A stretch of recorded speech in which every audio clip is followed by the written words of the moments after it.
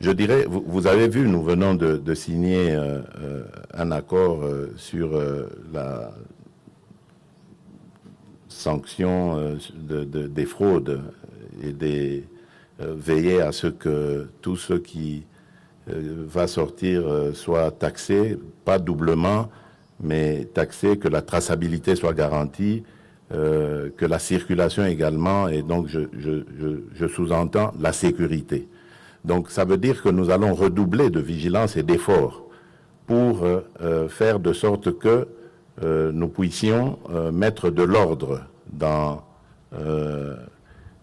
ce secteur, et afin qu'il n'y ait plus du tout de tracasserie sur les biens et les personnes qui circulent et qui seraient plutôt bénéfiques pour les économies de nos deux pays.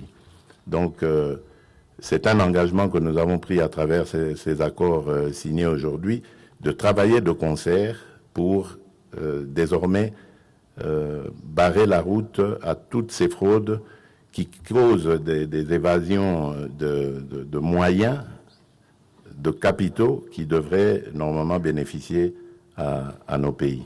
Donc, je laisserai le président revenir sur cette question plus tard, et j'embraye donc sur votre question sur l'état de siège pour dire que l'état de siège était un constat, pas de notre collaboration avec le Rwanda, mais un constat interne pour dire qu'à un moment donné, il fallait s'arrêter et se poser la question de savoir pourquoi la violence continue, malgré les moyens qu'on met, malgré les décisions qu'on prend. Et donc, après ce constat, on a décidé de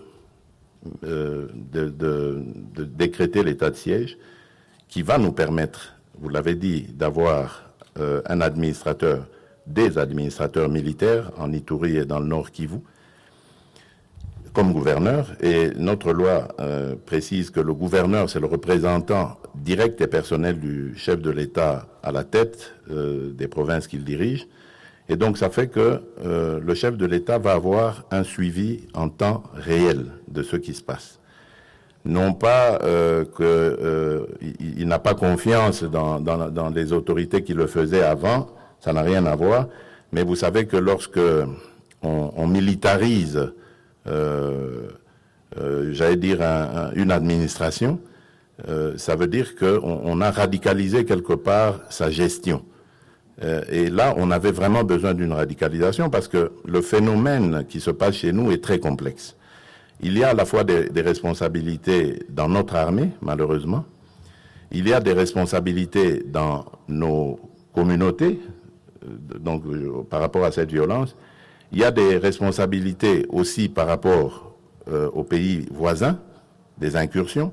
Il y a des responsabilités aussi par rapport à certaines sociétés qui travaillent dans des secteurs miniers dans notre pays. Donc tout cela nécessitait un contrôle rigoureux, un suivi très efficace, qui, en tout cas, force est de constater, n'avait pas été fait ou n'avait pas donné de bons résultats jusqu'ici. Donc peut-être qu'en essayant maintenant la radicalisation ou la militarisation de l'administration, nous aurons des résultats. Et je crois en cette décision, je crois qu'elle produira ses effets, parce que déjà on le voit, sur le terrain, les choses évoluent bien. Maintenant, il faut simplement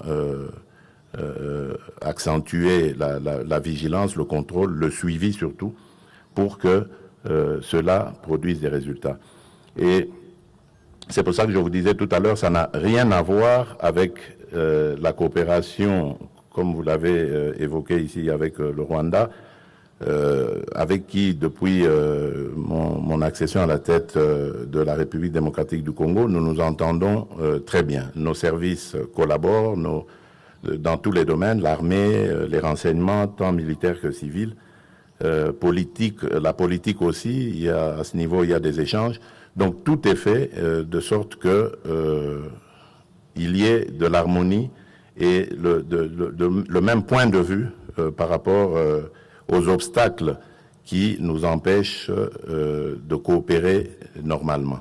Le président l'a soulevé ici, nous avons les mêmes objectifs, c'est-à-dire de revenir à la paix, et nous avons les mêmes obstacles à cette paix, donc il faut unir nos efforts pour éradiquer ces obstacles et surtout pour protéger nos populations. Ça, c'est la première des préoccupations chez moi. Il faut mettre fin à ces violences, à ces crimes continus et cruels sur des populations innocentes qui ne demandent qu'à vivre en paix et à vaquer à leurs occupations. Voilà.